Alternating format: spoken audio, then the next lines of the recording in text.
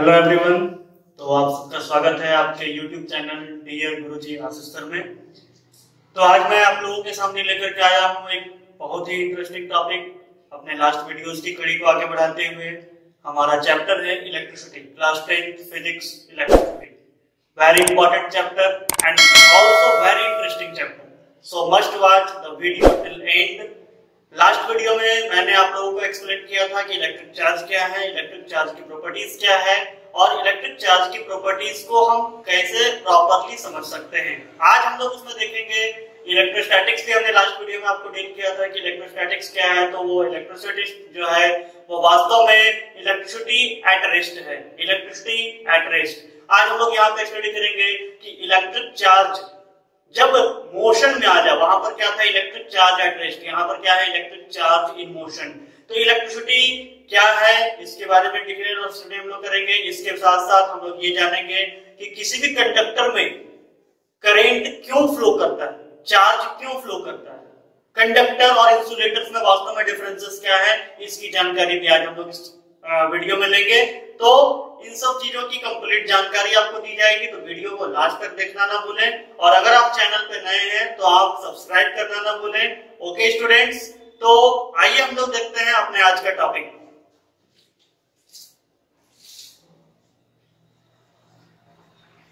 सबसे पहले हमारे सराउंडिंग में जितने भी मटेरियल्स हैं उन सारे मटेरियल्स को बेसिकली कंडक्टिविटी के बेसिस पर, on the basis of conductivity, materials को हम दो पार्ट में कैटेगराइज कर सकते हैं। Number 1 conductor and number 2 insulator. Conductors and insulators. अब कंडक्टर्स क्या है, इंसुलेटर क्या है। कंडक्टर ये वर्ड आपका जाना पहचाना होगा, बहुत आपने सुना होगा। बस में भी एक कंडक्टर होते हैं जो अक्सर बस को गाइड करने का काम करते हैं। ओए अंधे अंधे अंधे, क्या वही कंडक्टर है?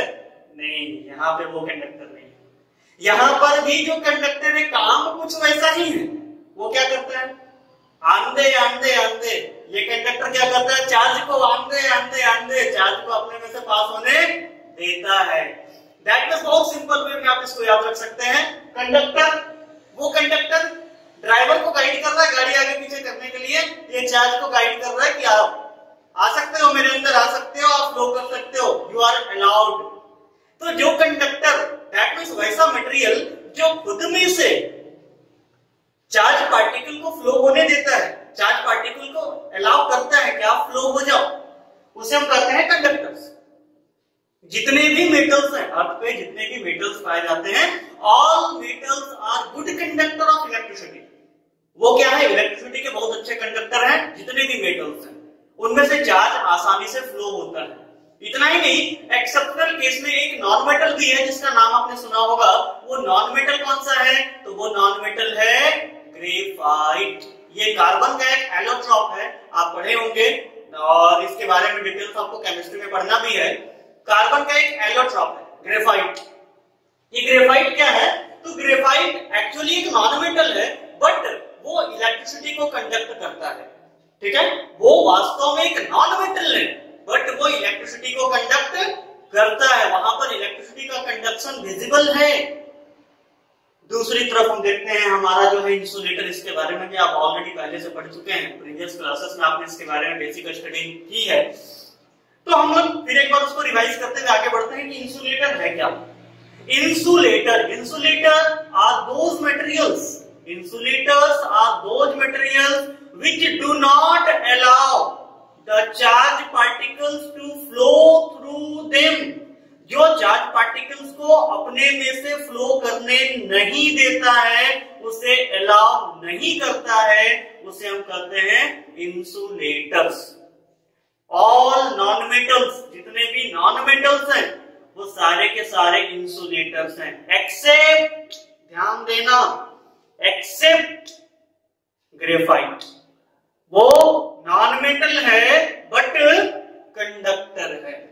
वो एक नॉन मेटल है बट कंडक्टर है। तो ये ध्यान रखना है कि जितने भी नॉन मेटल्स हैं और साथ में नॉन मेटल्स के साथ साथ आपके dry wood, plastics, fibers, rubber, and all these materials are insulator which do not allow the electric charge to flow through them. जो अपने में से इलेक्ट्रिक चार्ज को फ्लो होने बिल्कुल नहीं देता है, वो ब्लॉक कर देता है।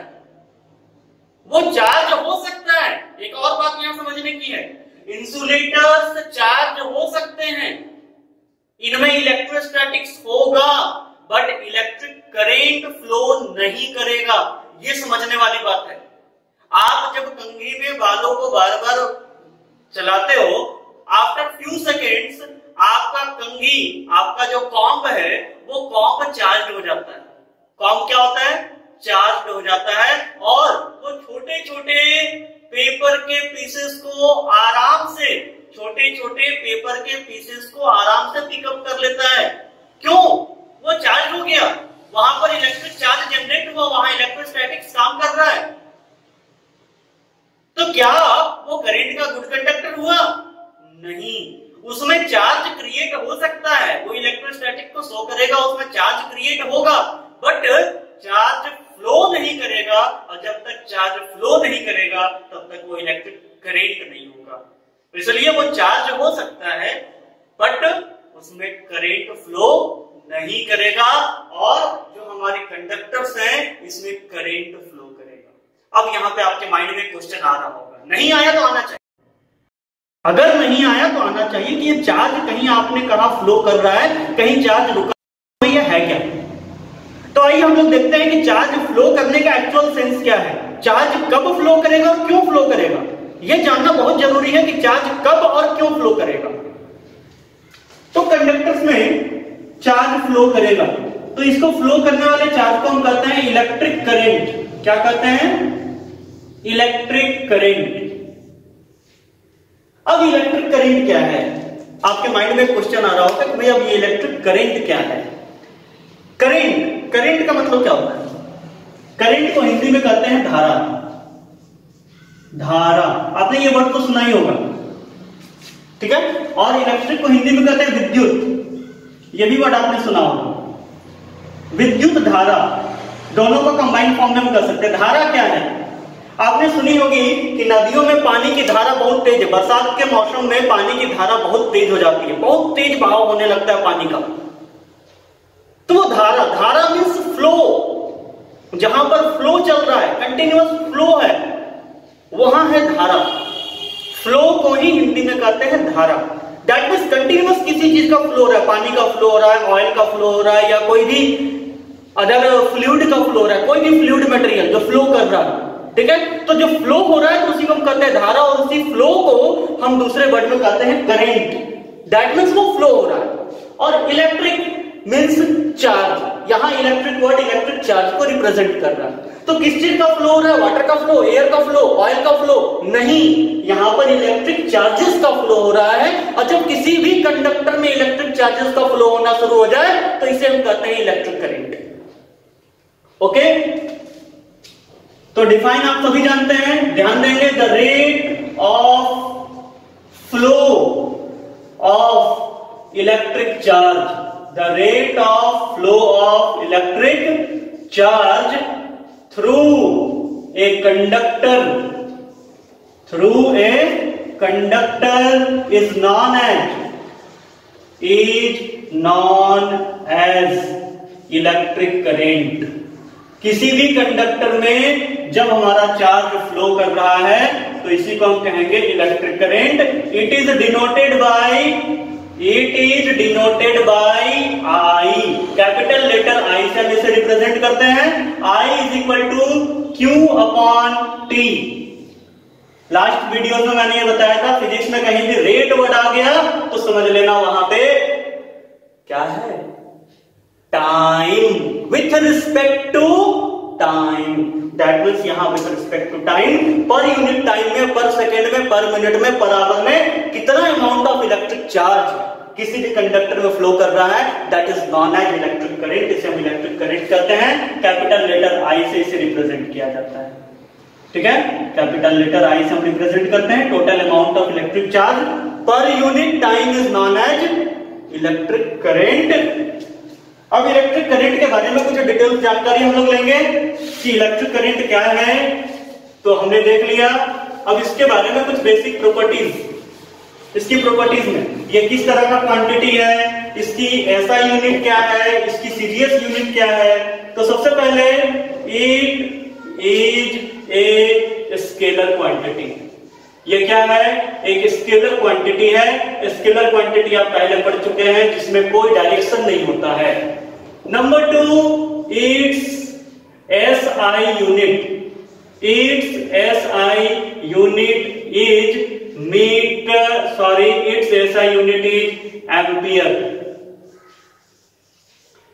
जिसे कैपिटल लेटर ए से रिप्रेजेंट करते हैं एम्पियर। इसका SI यूनिट क्या है, एम्पियर है। उसके बाद ये हमारा स्केलर क्वांटिटी है, ये आपने समझ लिया। इसका SI यूनिट एम्पियर है, ये भी आपने समझ लिया। इसे हम मीजर कैसे करते हैं, it is measured by a device,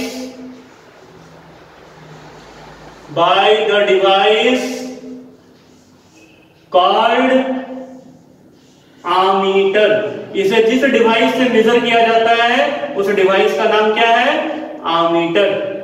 ammeter एक ऐसा डिवाइस है जिसके द्वारा किसी भी कंडक्टर में फ्लो होने वाले इलेक्ट्रिक करंट को हम मेजर कर सकते हैं कि कितना अमाउंट ऑफ इलेक्ट्रिक करंट उस डिवाइस में, उस कंडक्टर में फ्लो कर रहा है।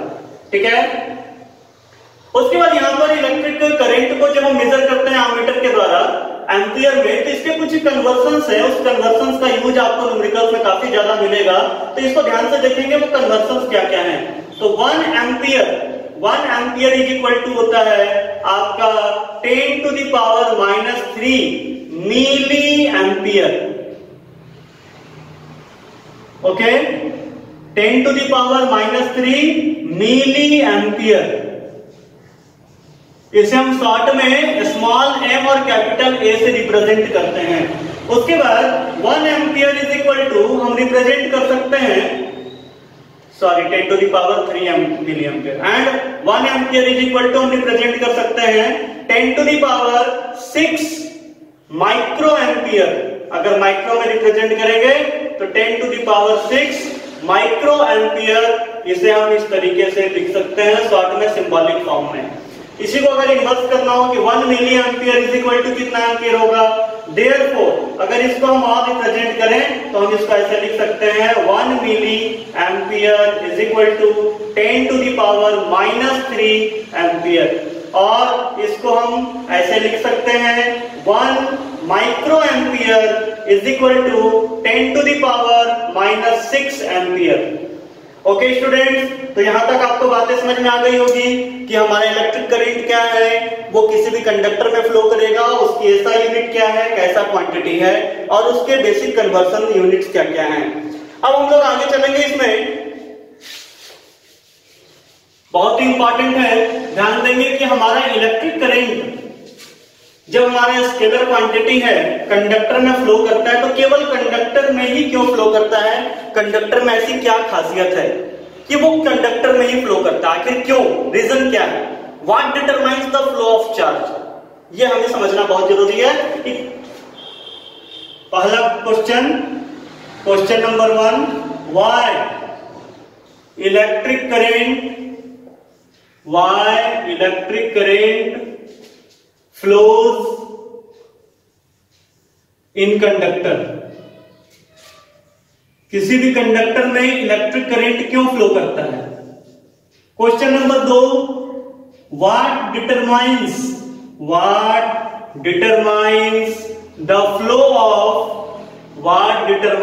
The flow of electric current. किसी भी कंडक्टर में इलेक्ट्रिक करंट के फ्लो को कौन डिटरमाइन करता है। हमें कैसे पता चलेगा कि किसी भी कंडक्टर में इलेक्ट्रिक करंट फ्लो हो रहा है, तो आखिर क्यों हो रहा है, वो कब तक फ्लो होगा। ये मार्क करने वाली बात है कि किसी भी कंडक्टर में इलेक्ट्रिक करंट आखिर फ्लो हो रहा है तो क्यों हो रहा है और कब तक फ्लो करेगा। बहुत ही रिमार्केबल पॉइंट है। तो सबसे पहले कि इलेक्ट्रिक करंट किसी भी कंडक्टर में फ्लो करता क्यों है। तो इलेक्ट्रिक करंट किसी भी कंडक्टर में फ्लो करने का कारण है, बहुत ही इंपॉर्टेंट कारण है, वो कारण है फ्री इलेक्ट्रॉन्स। वो कारण क्या है? Free electrons. जैसा कि आप नाम से समझ रहे हैं, फ्री। Free means what? आप सभी जानते हैं फ्री। कहीं भी दुकान में ऑफर आया, अरे फ्री में मिल रहा है, चलो क्या है, तो एक के साथ एक फ्री, तुरंत दौड़ के चले जाते हैं, buy one get one free. What is free? हम लोग फ्री का मतलब केवल वही समझते हैं, buy one get one free, buy two get one free. अक्सर इस तरह के ऑफर्स आपको मिलते रहते हैं, free free free. Air free, water free, everything is free in nature. Then what is free? What is the meaning of free? आजाद। Yes, आजाद। ये इलेक्ट्रॉन्स अपने कंडक्टर में आजाद हैं। वो यहां वहां जहां तहां मत पूछो, कहां कहां जहां चाहे घूम सकते हैं। मैं गाना नहीं गा रहा हूं, तो वो आजाद है उस कंडक्टर में ट्रेवल करने के लिए। वो आजाद हैं, फ्री इलेक्ट्रॉन्स हैं उस कंडक्टर के एक पॉइंट से दूसरे पॉइंट तक ट्रेवल करने के लिए। तो आजाद है कैसे? तो जस्ट सपोज कि हमारा ये कंडक्टर है, मैंने उसे जूम करके थोड़ा दिखाया है, ध्यान देंगे। जस्ट सपोज कि हमारा एक कंडक्टर है, उसका एक क्रॉस सेक्शन एरिया मैंने लिया है। इस कंडक्टर में बहुत सारे फ्री इलेक्ट्रॉन्स ऑलरेडी प्रेजेंट हैं, बट वो रैंडम मोशन कर रहे हैं, उनके मोशन का कोई डायरेक्शन नहीं होता है। वो जहां तहां मत पूछो कहां कहां घूमते रहते हैं, बस घूम रहे हैं, ऐसे वो घूम रहे हैं। ये फ्री इलेक्ट्रॉन्स ऑलरेडी मौजूद है इसमें, और ये फ्री इलेक्ट्रॉन्स कंटिन्यूअसली फ्लो कर रहा है, बस मौजूद है, उसके फ्लो का कोई डायरेक्शन नहीं है। ये इलेक्ट्रिक चार्ज है, यहाँ इलेक्ट्रिक चार्ज नहीं है, ऐसी बात नहीं है। ये इलेक्ट्रिक चार्ज है, बट ये इलेक्ट्रिक चार्जेस जो फ्री इलेक्ट्रॉन्स मौजूद हैं, ये फ्री इलेक्ट्रॉन्स रैंडम मोशन कर रहे हैं। Random motion, random motion means उनके मोशन का कोई डायरेक्शन नहीं है। रैंडमली मोशन करने के कारण इनका कोई भी एक यूनिक डायरेक्शन नहीं है कि ये किधर फ्लो करेंगे। इसलिए जब किसी कंघी को या किसी इंसुलेटर को आप लगातार रब करते हैं, रगड़ते हैं, तो वो चार्ज हो जाता है। दैट मींस ये चार्ज एक्टिव हो जाते हैं, बट चार्ज एक्टिव होने के बावजूद वो एक प्रॉपर डायरेक्शन को बैलेंस नहीं कर पाते हैं, प्रॉपर डायरेक्शन को मेंटेन नहीं कर पाते हैं। तो क्या है जो इसके प्रॉपर डायरेक्शन को मेंटेन करता है? कैसे इसे डायरेक्शन दिया जाए? तो इसे डायरेक्शन हम प्रोवाइड करते हैं बैटरी के द्वारा, इलेक्ट्रिसिटी के सोर्सेस के द्वारा। अब बैटरी या इलेक्ट्रिसिटी के सोर्सेस जो है वो क्या करते हैं? वो इनमें पोटेंशियल डिफरेंस क्रिएट करते हैं। क्या करते हैं? पोटेंशियल डिफरेंस क्रिएट करते हैं। अब बात आपके माइंड में आ रही होगी, जरूर आ रही होगी। क्या आ रही होगी? यही कि भाई अब ये पोटेंशियल और पोटेंशियल डिफरेंस क्या है? ये कौन सी नई चीज आ रही है? ये कौन सी नई चिड़िया का नाम है? चलो भाई देखते हैं ये भी क्या है। तो लेट अस सपोज कोई कंडक्टर है और उस कंडक्टर को हमने किसी इलेक्ट्रिक सेल से कनेक्ट कर दिया। उस कंडक्टर को हमने किसी इलेक्ट्रिक सेल से कनेक्ट कर दिया। लेट अस सपोज कि हमारा ये कंडक्टर है और इस कंडक्टर को हमने इलेक्ट्रिक सेल से कनेक्ट कर दिया।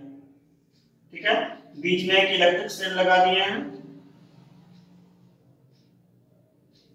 ये जस्ट सपोज कि हमारा एक इलेक्ट्रिक सेल है।